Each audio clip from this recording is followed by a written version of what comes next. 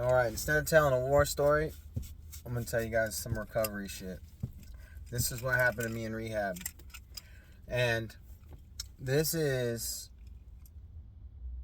basically like I'm trying to give you guys a little hope. If you're lost in addiction, trust me on this. This is how this shit went down for me. So when I get out, when I remember I told you guys the story about the trailer and all that. Okay, well when I finally get to rehab, I didn't like it. There was some shit going on. There was this drop out there that I hated. There was another homie there. And the dude that I had called and talked to, he did the actual XIV on my chest. So as soon as I get there, he's like, look, I got some northerners here. Don't be in here teaching them no shit, telling them no shit, blah, blah, blah, all this. I'm like, oh, man, I'm good. I'm just trying to change my life. But so the way the rehab worked, they had two peer supervisors. Those peer supervisors were basically in charge of the living life. And then they had the staff that ran the groups. First thing in the morning is this crazy group. These dudes are screaming at the top of their lungs, dude, what they're grateful for. And every time somebody said something that they were grateful for, these dudes all had a response. They'd be like, oh, today I'm grateful for yoga pants. And they'd be like, yum, yum. Or my kids. And they'd be like, oh, or this house. And everyone screamed, this house. And it was just a lot to take in. But, I bumped heads right away with the peer supervisor, so me and him really didn't see eye to eye at first. But then one day, I'm kind of going through it. I'm in there about, I want to say about 2 weeks, and I wasn't feeling it. I didn't like the program. And then there was a meeting, an NA meeting, that they bring outside NA people to the place, and this girl was there, and she was chairing the meeting. And when I seen her, I was like, damn, man, a chick. How can I relate to this? You know what I mean? Her shit's gonna be way different. But then she said some funny shit, and it resonated with me.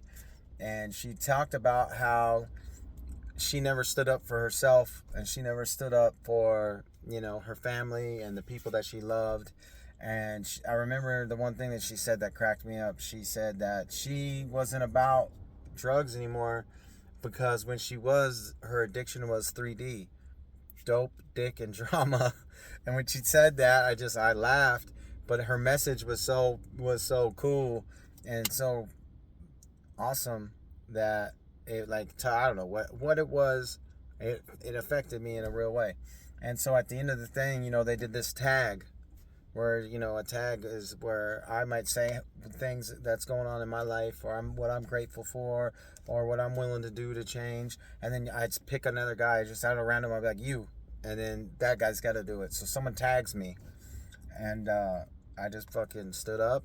I said, I'm just want to stand up for my recovery, and I started crying, and I felt like a little bitch. You know what I'm saying? I was just like, that's crazy.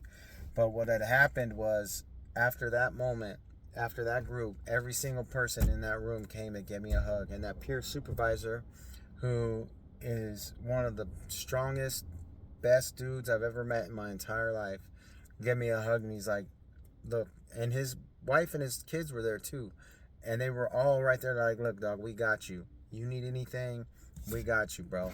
We're proud of you. And it made me, like, it affected me in a real way that they had my back like that. And so I got on fire for recovery, and I was talking about recovery, and I was studying recovery, and I learned some things.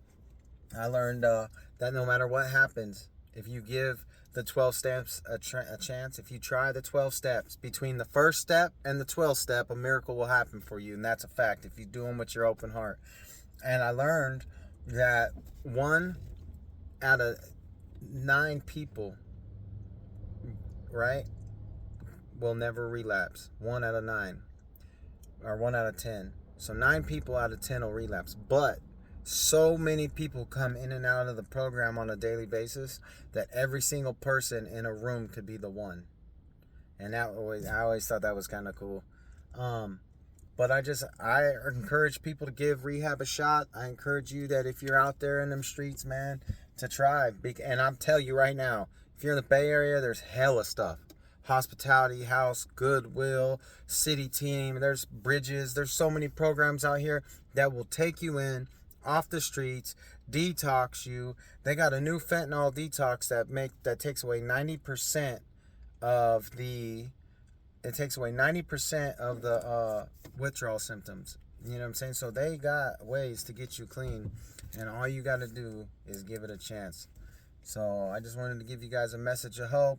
I know it wasn't the best message for everybody, but if one person hears the message and says, fuck it, man, I'm going to give it a shot, then it was worth it for me, man. So you guys be cool, be strong, and stay safe.